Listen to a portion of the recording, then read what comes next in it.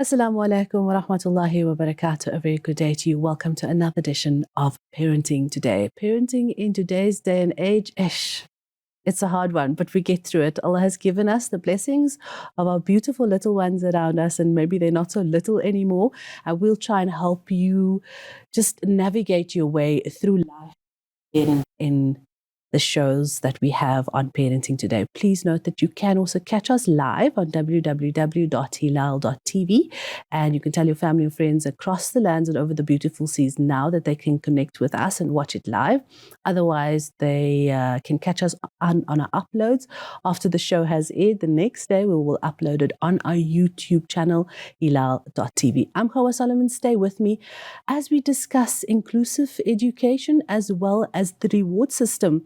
We have a PhD student and a teacher along CV. I'll get to that in a minute or so, but please stay with us as we discuss that. But before that, let's hear from Confident Me, Shanaz Moos, a therapist, where she will give us our weekly tips on parenting. Let's take a listen to bullying.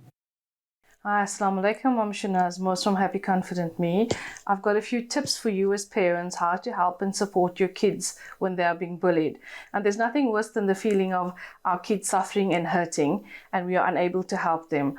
So we as parents need to empower ourselves with knowledge and skills so that we can give them the support that they need.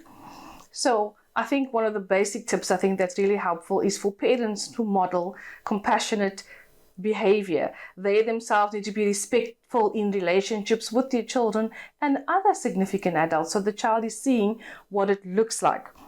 The second thing is connection and relationship. The relationship between you and your child is so key and vital to their well-being and their self-esteem. So kids who have healthy self-esteem generally are often not bullied, and if they are, an attempt is made to be bullied, they normally react quite positively and assertively because they have the confidence to do that. So the relationship you have with them helps them with their confidence and self-esteem. Another tip would be to, you as a parent, model confident behavior. So don't let people bully you. So often that model of being the victim is you, the parent, who is being bullied by other adults, and your child is watching this. So it's something really that may not have even crossed your mind. Another skill often that we don't teach our kids is how to be assertive. There's a lot of confusion around, aggression and assertiveness, but there's no time in the video for that. Teach your kids how to stand up for themselves, that they are worthy of commanding respect. Another thing would be also to teach our kids basic social skills. So what happens is kids that don't have good social skills, how to mix, are often the loners in the group, and the loners in the group get picked on. When kids know how to integrate well socially, they are more protected by healthy social circles. And also teach your kids how to be a protector of others. So when you see someone else being picked on or bullied, don't stand there passively, intervene, get help. Be someone who is supportive of someone who is being bullied. Help. That's essentially what that message is. And one of the other things we often don't, sometimes, we need to get an adult's help. So there's no shame. Teach your child to ask for adults to intervene. Not every single scenario needs adult intervention, but sometimes there are things that kids cannot do on their own and they would need help. And then that is when you either ask a teacher, a parent, or another family member. So basically, that's my tips on helping and to support your child if they are being bullied or if they need to help someone else being bullied. Shukran for listening. Assalamu alaikum. There we have it. A big shukran to Shanaz Moos, our new insert and Happy Confident Me, and her advice on bullying. Hopefully, inshallah, she will be giving us some tidbits of advice every week on the topic of the show, inshallah. And that was just some information on bullying and something that we will be doing in the future, inshallah. But as I said, today's topic will be on inclusive education and the reward system. And just to give us a tidbit of information about it, let's take a listen to this video.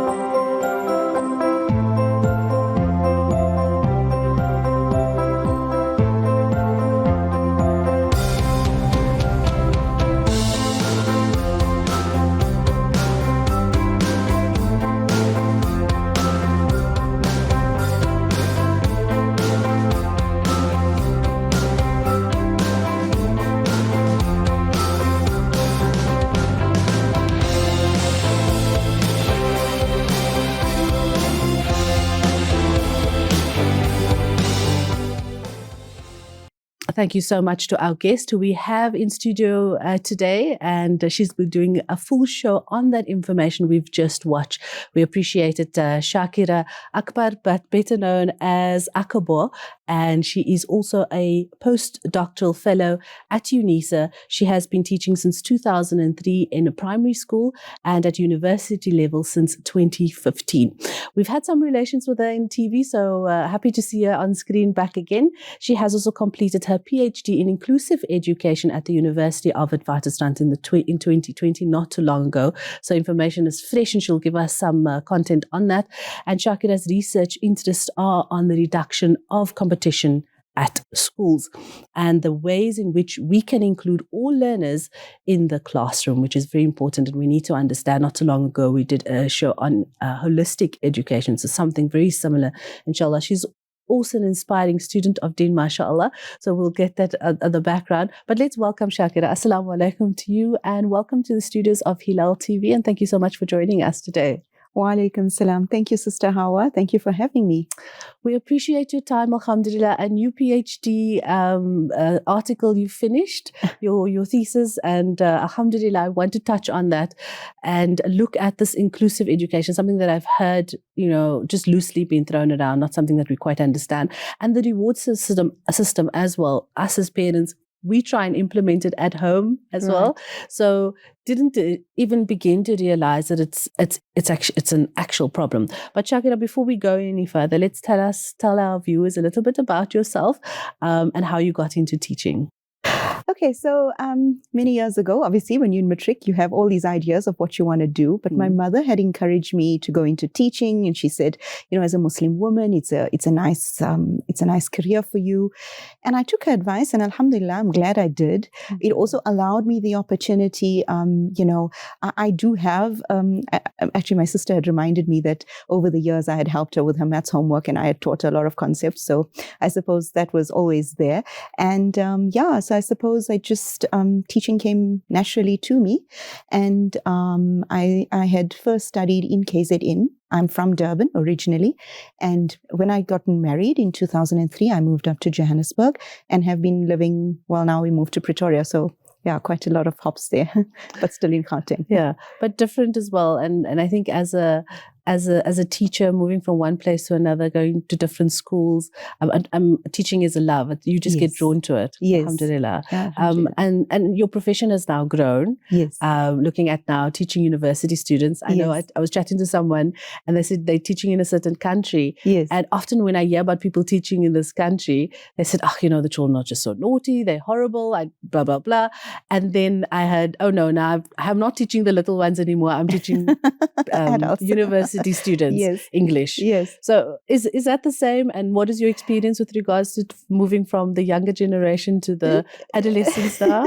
Okay, so I did teach grade 7 mainly, 6 and 7, and then a little bit of 8. So teaching adolescents versus teaching adults, there is a slight difference, but in actual fact, people are motivated in more or less the same way. A human being is a human being, and everybody loves to be recognized. Everybody loves to be encouraged. And I think that's important, whether it's a child or an adult. Everybody needs encouragement and to know that they may not be able to do things yet, but they will get there. But that sort of drives the concept of reward system, right? So I'm glad you've touched on that at the beginning as well. Yes. But let's look at quickly your PhD topic and why you chose that. Okay, so my PhD topic was about visible rewards and the way we reward learners visibly and publicly in schools for their academic achievements. So I didn't include sporting achievements. It was mainly academic.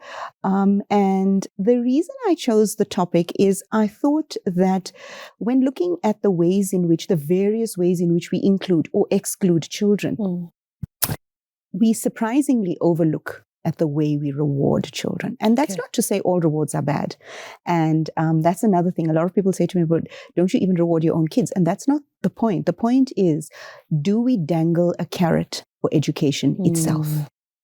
Do we dangle a carrot where we are saying to children, you've got to be the best, knowing full well that everybody cannot be the best? And then what are we doing in terms of how many people get rewarded versus how many people don't. And the number of learners that don't far outweigh. We look at 90% and 10%. That's the ratio. And if you look at ratios that are that, you got a marginal amount of people that are being motivated and rewarded, whereas the vast majority are not, then who's benefiting from the system? And that's a question we got to ask. Who's benefiting? And how can we include the rest of that 90 and find ways to motivate them?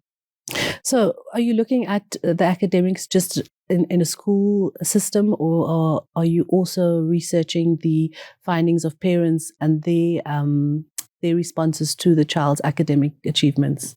So I did interview parents for this study, but unfortunately the response wasn't as great as I expected. Okay. However, the parents also felt, interestingly, that reward systems tended to be unfair and that schools choose narrow categories in which they reward. And if your child doesn't fit into that super narrow category, they might lose an award by like 0.2%, 0.5%. And it's really crushing for the child and the pressure that comes with it. And then there's broader concerns of how does this affect children, adolescents are in a very critical stage of their lives when they're developing identity. So do you really want to tie this kind of thing with their identity formation when they are finding themselves and you're putting all this pressure on them? I mean, they've got enough pressures as it is. They've got social media. We didn't have that. Yeah. They've got a whole lot of other issues that they're dealing with and, mental health issues. So to add one more thing doesn't seem to be very productive. Absolutely. We talk more about your findings. Shakira Akbar in studio with us, more on her findings on postdoctoral fellow at UNISA. Rewarding system or not? How do we do it? How should we be doing it? I'll ask in our next segment just after this. Stay with us. Assalamu alaikum and welcome back. I'm Hawa Solomon. Stay with us in our next couple of segments as we chat inclusive education as well as the reward system. Is it something that you're implementing in your home? Is it something that you see at your school? We have Shakira Akbar in studio with us, a postdoctoral fellow at UNISA. She's in studio with us. Assalamu alaikum. Welcome back, Shakira. Okay, so your findings on your PhD and your research, how you mentioned the teachers, the parents, and what sort of background and information did you get from them with regards to being unfair at schools, the child not being included? And we understand that sometimes that missing a mark is not just for rewards, it's actual for they going to the next, succeeding to the next grade. So it can be shocking and riveting for the parent itself to get this information out. So the reward system, your findings from parents and teachers. Let's talk about that and the research you involved in. I think the most important finding was actually from the learners. Okay. And the learners itself, and I think that is something we as parents need to see. I understand your focus and mine would have been as well. As an adult, we look at what do teachers say, what do parents say, but how often do we think, what do learners say? And this is important because it's actually their journey. This is their learning journey. They're now adolescents, so they're not babies anymore. They want to be active participants in their learning. And rightly so, they should be. And when it comes to rewards, we should be listening to them. What exactly the main thing that learners found is, A, they want to be rewarded. Learners overwhelmingly wanted to be rewarded, but they were just as upset or not happy with the current ways in which we reward. So they're unhappy that there are not enough creative awards. Creativity is not rewarded, which is interesting because in this current era of the fourth industrial revolution, we actually say creativity is like one of the most important factors that we look for in people, especially when they leave the university and go into the working world. What do we need? We need creative people, but we're not rewarding that. And what you don't reward doesn't actually, you are setting up the stage at school for academic rewards. Because I know back at, sorry to break your words, back at school, we used to get art as a subject. Yes. What was it? Woodwork and needlework. Yes. As but well. those things are no longer subjects, Yeah. So, I mean, yes, art probably is, but not definitely. I mean, I think there's hotel keeping and catering and things like that. A little bit of music. A little bit of music. But those are music and things, they're not mainstream subjects. Okay. So the people who do music, it's a very narrow band of learners, especially if you're looking at matric. I think you're looking at high school matric. So the more, would say, common or mainstream type of subjects, they're not very creative. They're mostly, it's like, what do we say, book knowledge. And so they found that the creativity is excluded from the rewards. And then also, when we reward, our categories are far too narrow. Why are we saying that we only have a top 10 or a top 20? Or why is it that only the top mathematics learner gets an award? Whereas we can broaden that and say everybody who achieved above 75, like university, above 75 is an A. Why is it that at school it's 80%? Why aren't we saying, okay, well, anyone who's achieved above 75, you've effectively got an A. And, so I think there's a bit of a miscommunication when it comes to school learning and university learning. And there's a lack of, I would say, seamlessness between the two. And I think that learners themselves are getting frustrated with the way the system presents itself.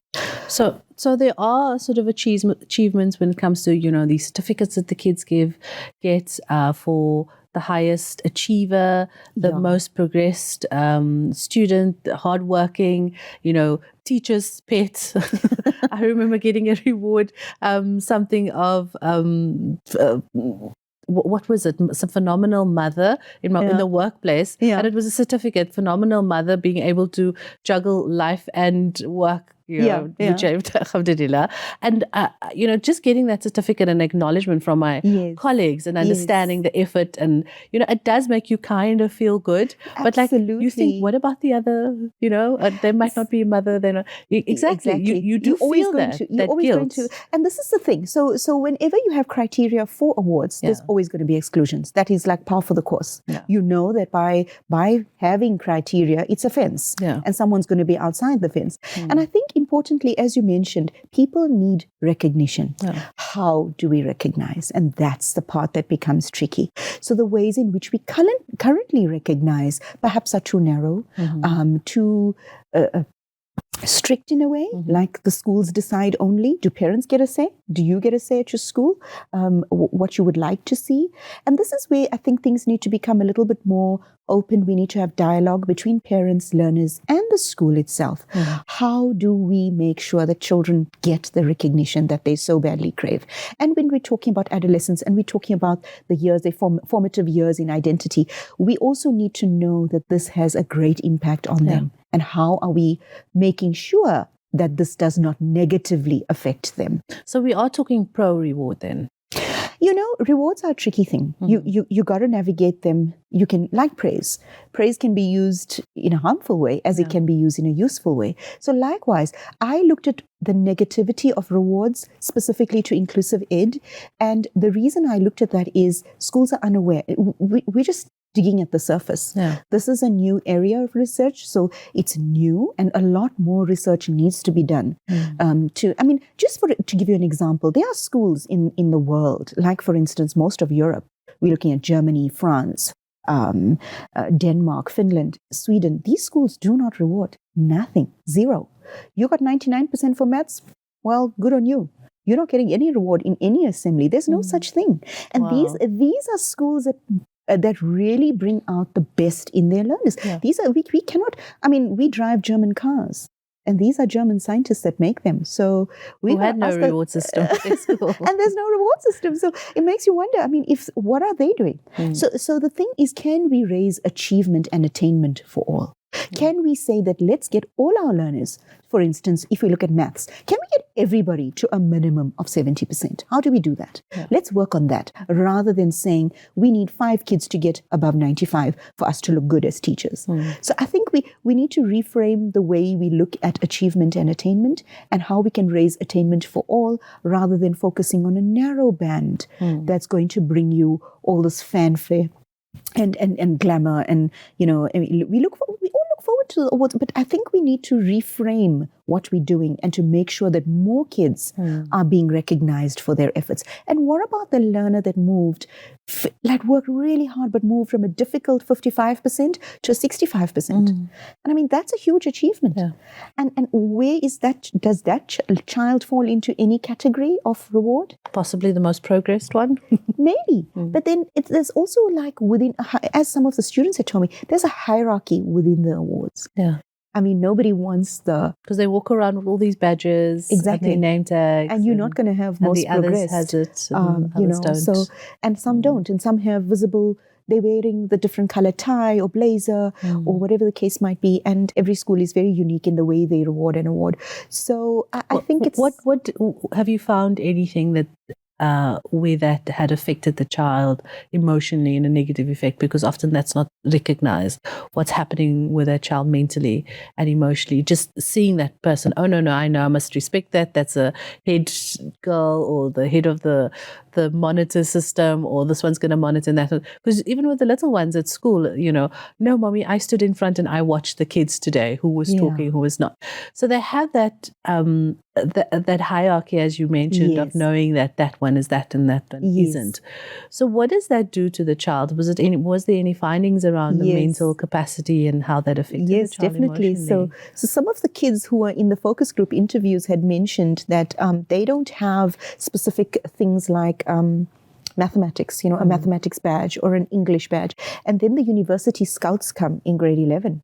And they're offering bursaries. And I remember this girl was very upset, and she said, I'm just as good as the award winner, but I always miss it by 1% or 2%. Sure. And so she says, and those university scouts go straight to the people with the badges, and they ignore me. I'm invisible to them. And when she was speaking, it just made me realize these are the little things that nobody thinks about.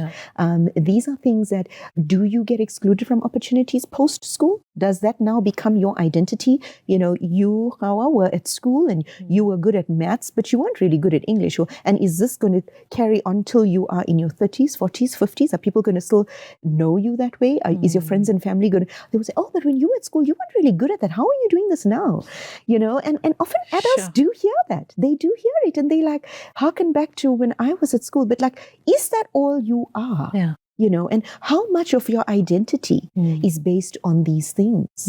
So I think that the implications are quite far-reaching. I mean, I know of students that were just average students, never had any badges or anything. Yes. And today they've gone into the field of animation or creativity, and you look at their marks and oh my goodness, you were a student. How did you do the, so everybody develops in a certain way and has a strength of their own. Yes. So we're looking at, the reward system being pro, that's what I'm picking up, but it's how we are doing and how we're presenting and how we are, not just presenting it, but making that child feel in the inclusive of education. We chat more to Shakira after our short break on, the reward system and inclusive education. She is a teacher, been for several years, started out in, 2003, mashallah, and looking at now being a fellow, a postdoctoral fellow at UNISA, and talking about her findings on her PhD on inclusive education and the reward system. Stay with us, more just after this.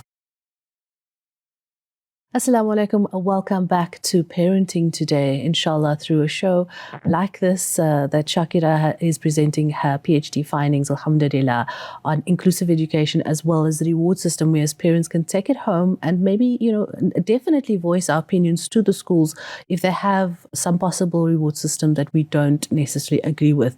Let's us as parents be the first voice so that the next parents, inshallah, can find that platform to say something, and hopefully include it in our homes as well. Because I pick up some pros and cons, but how we do the reward system is the questions that we have around. Shakira, welcome back. Okay, some of your findings on, but before we talk more on the findings, inclusive education, that's again a word that's been loosely, thrown around, and many of us might not understand what it means. Back in the day, I thought when somebody spoke about inclusive education, they were saying, okay, they are now allowing the mainstream kids now to be able to also attend the school where mentally handicapped, physically handicapped children are, as well, which made them achieve a little bit more. Is it got something to do with that, or is it more than that? Yes, absolutely. So initially it started more or less in 1994, where the movement, it was a worldwide movement, started what we call assimilation, where learners with special needs, as they were known, LSEN, LSEN. So LSEN students were actually then admitted into so-called mainstream or normal schools. Obviously, since 1994 till now, it's been quite a long time, and people have now broadened the definition of inclusive education to include all types of learners of any kind. So, for instance, no learner may be excluded. And in South Africa, we have a constitution that is really, coming from our apartheid background, that is really non-discriminatory in every way. Yeah. So learners cannot be excluded from schools on the basis of race or religion or language or culture or any sort of, basically any little box that you might apply to a learner. You cannot be excluded, especially from a public school in South Africa. However, if we look at private schools, they're a little bit more, they're different. It's not that the rules don't apply, but they can be, for instance, financial exclusions and, if you can't afford to pay the fees and so on. So whereas in a public school, those rules are a lot looser, we could say. So the main thing about inclusive education is that every learner should be included. And by that, we mean that they should receive the same level of provision. So that's something that the teacher alone is aware of.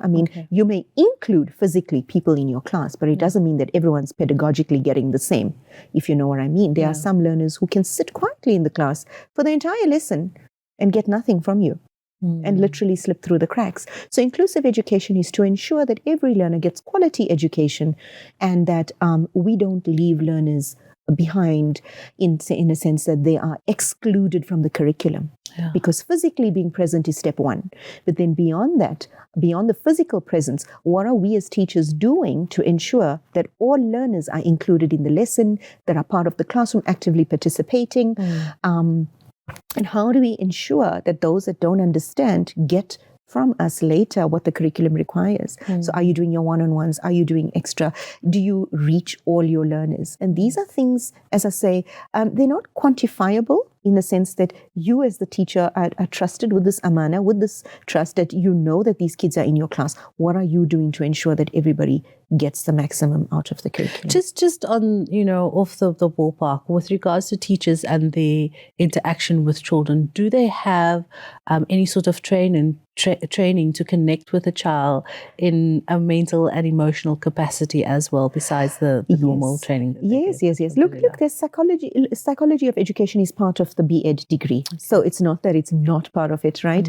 You do the sociology aspect and you do the psychology aspect. However, at the end of the day, you mentioned right at the beginning that teaching is a calling. And eventually it comes down to you and your personality and how much of yourself are you developing to ensure that no child gets left behind, that you are reaching all your students, that if there's somebody who's not understanding, you could easily decide to say, oh, well, he or she didn't come for the extra lesson, didn't make an effort, or their parents never contact me, so, or you could make the effort and make sure that despite all of those situational, contexts, you go out of your way and ensure that child doesn't lose out.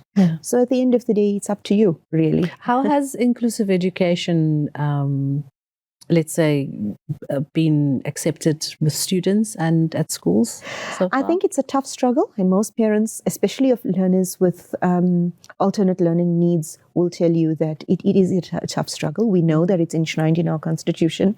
We know that as South Africans, it is part of what we have to do. But not all schools. You get some schools that are more inclusive than others, and not all schools embrace inclusion in the same way. Okay. I think inclusion at the moment means different things to different people.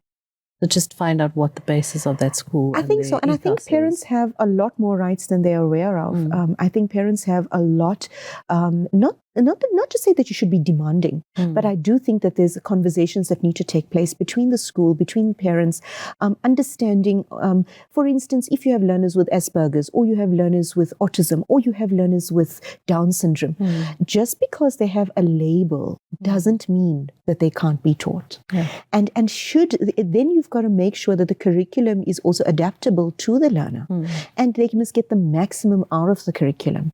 And of course, we're also looking at public versus private schools. Where do you send your child? Yeah. What type of provision is on offer?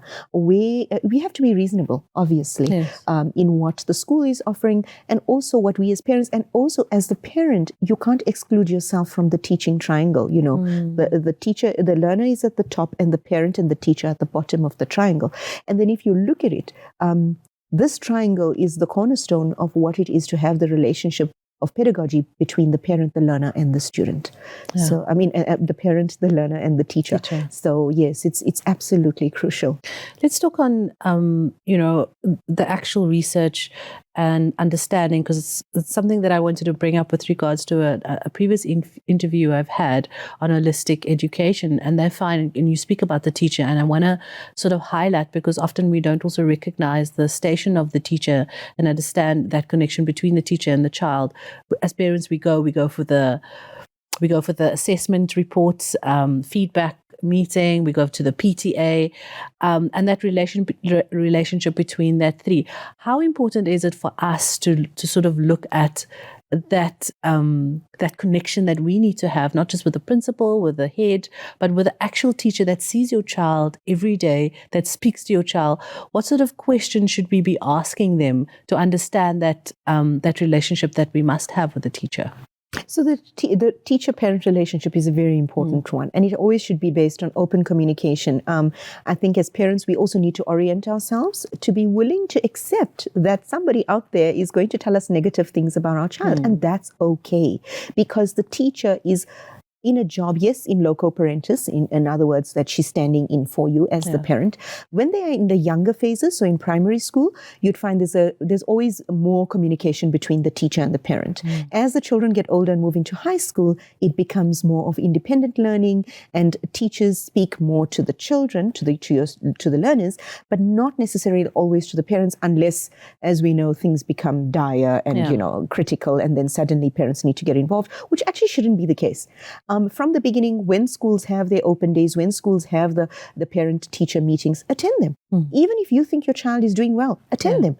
Get to know on a face-to-face basis who the teachers of your children are. And that's important. Develop cordial relationships. Always, share your cell number if you're willing to do so, or your email address, and, email them. Ask them, what is it I can do to help? How can I also assist? And I think when teachers realize that the parent is also on their side, and it's not a war between parents and teachers. However, many times it can feel that way because of miscommunication or misunderstandings between what parents, sometimes, according to some teachers, parents have too high expectations of their children. I don't think that's a bad thing. I actually think that's a good thing. However, I think we all need to be realistic. You need to know your child well. Yeah. That's the other thing. I want to come back again on the reward system and your findings on both primary and high school, as well as the connection between the parent as well. But we chat more with Shakira Akabor just after the short break. Stay with us as we unpack the reward system. Back in a moment. Assalamu alaikum. Welcome back. This is Parenting Today, parenting in the new day and age. Hopefully, inshallah, through our fitrah of our children, which is that pure and innocent little one, we have the ability to steer them in the way, and also through the life of the Prophet ﷺ, using that sunnah in every aspect. Even if it's a new age, academics, social media, coming back to our religion and what the Prophet ﷺ, there is some ethos in there and some foundations that we can take no matter what the problem is. But today we're chatting to Shakira Akabor, who is a postdoctoral fellow at UNISA, and her findings on her PhD article with regards to inclusive education and reward system. We break that down, how, when, and should it even happen, some pros and cons. Welcome back, Shakira. So just to just to quickly get into your findings, you said it was the grade 11 students you mostly focused on. But of course, being in the industry of teaching since 2003, as well as interacting with primary school students, something must have come up in there as well. So just quickly, let's level from primary school to high school to, I think, the parent system of rewards, the pros and cons through your findings. Okay, so specifically, I looked at rewards for academic achievement. Okay. And why I found this problematic is that we're looking at education that many people were excluded from, in our history. And so now that we've got a system where it's available to all, we're not all 100% happy with the way the system works, but it is a system and that's all we have. So if we look at the system currently and we look at the way we reward, what it ends up doing is it privileges some and puts them in elitist boxes over others. Whereas opportunities are available to those people, the opportunities are not always available to all. And this is where it becomes problematic. So I'm not saying that rewards in itself, in its entirety, is wrong. What I am saying is we need to re-look at the way in which we reward at school for academic achievement. So how is it currently being conducted? So the schools that I had used in my study, I would say they're typical public schools in Gauteng. And when I say typical, it's your competitiveness. It's the culture of competitiveness, and that's what needs to change. If the competition comes down and we work more towards collaboration and how we can help each other and help each other achieve, that we're all there for the same goal. And how can we, rather than be, people tend to be selfish and when they're competing against each other, they're not going to willingly share information with you because they look at you as, they need to outdo you, outperform you in order for them to be the best. And these are you are the enemy. You are the enemy. And from an Islamic point of view, as a Muslim, how much of that can we truly say is what Islam wants from us? We are supposed to encourage and help each other, motivate each other. We're supposed to work together to achieve, whereas we're not doing that. Our schools have become so highly competitive. We're looking at, in some cases, toxic competition. And this level of competition where it's that competitive tends to exclude many learners. And when we're excluding, we need to ask, are we then saying that we're dangling a carrot in front of some children that they can get the best education and the rest, mediocre, doesn't matter. So you all can go to the same so-called, let's say if you choose a prestigious school, you know the school, and I'm without naming any names, it's a very good school, it's a public school, but it's a really good school, and these are all the A's. They have a 100% matric pass rate, which in itself is questionable for many reasons. So they have this 100% matric pass rate, and then you look in the papers and you see all these beautiful pictures and photos of this many A's and whatever. I want my child to go to that school.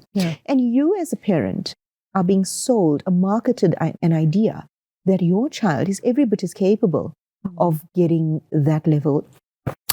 And it may or may not happen. Allah is, it knows best. But at the end of the day, what we're saying is that, is this available to all? Our schools, in all good conscience, telling parents that what is available to one is available to all? Or are we saying that there's some opportunities available to some who fall into the elite group or whatever, however you want to, describe the award-winning group, and then not available to the rest? And this kind of, this kind of stratification is not good. It's not good because, in effect, we either lying to the students or we're lying to the parents or both, or we're not being completely, how do we say, we're not fulfilling our entrustments like we entrusted with this. And are we fulfilling that trust? That we are treating all learners the same. So it's difficult. I'm not saying it's easy, and by no means, but it's also an ethical question that schools need to ask themselves. Do you find that coming up with a reward, one should take into cognizance the child's temperament, the level of mental capacity or emotions that is involved, and to treat each one differently? Definitely. I mean, when we look at mental health of learners, we've got learners. I mean, we know the newspapers are full of these stories when matric results are out. How many of them commit suicide?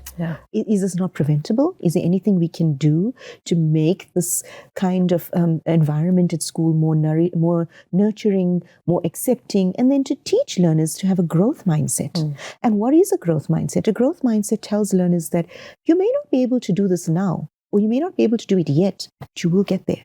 And instead of saying, oh, you're not good enough, you can't do maths literacy. And immediately you are closing off the child. And these are conversations, ask your kids, they happen at schools. This is not stuff that's, these are things that happen. And we wonder, why is it that teachers are so closed to this kind of thing? Allow the kids, let them try it out, let them do the best they can, and we can encourage them. There's some schools, there are alternative type of schooling. In South Africa, there's Montessori, there's Waldorf, there's Reggio Emilia, there's all sorts of schools, and they don't have competitive contexts, and some of them produce really, really good results. And then you ask yourself, then what are they doing? And yes, I understand it's a private school.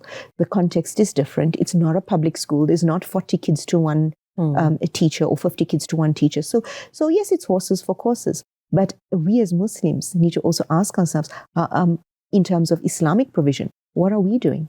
How are we enabling? How are we allowing more kids to access the curriculum in the best way?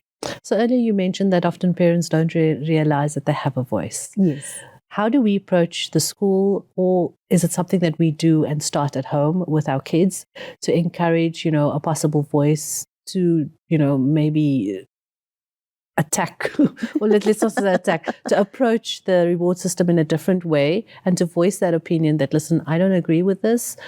Can we possibly do A, B, and C? And how far can we push? And I know private sector is a bit tricky. Yes. But let's talk about the parents' rights.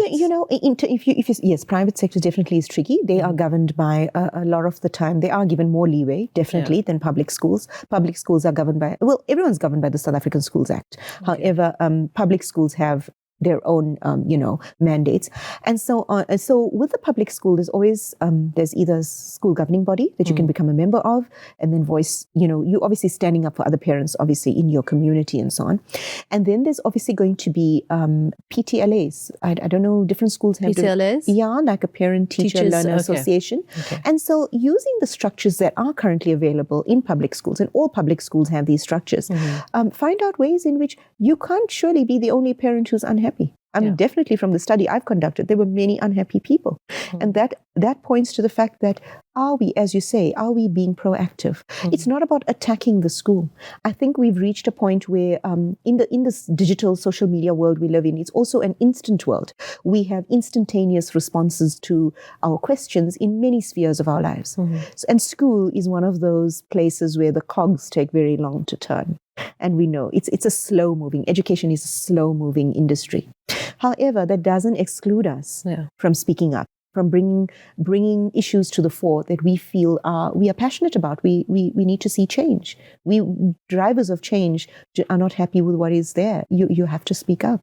Often we understand that foundation is very important in our home, and that does filter through to sometimes being surprised at school. I recently visited a PTA, and I was surprised at how well my son integrated into something. And I was like, oh wow, was that him? Because he's so quiet at home. Right. So let's talk about, how much influence that we don't realize that we as parents have at home on our kids, and whether it's to stand up for somebody that has been, differently treated, or is it just like something, just being a Muslim and understanding you every aspect of your life.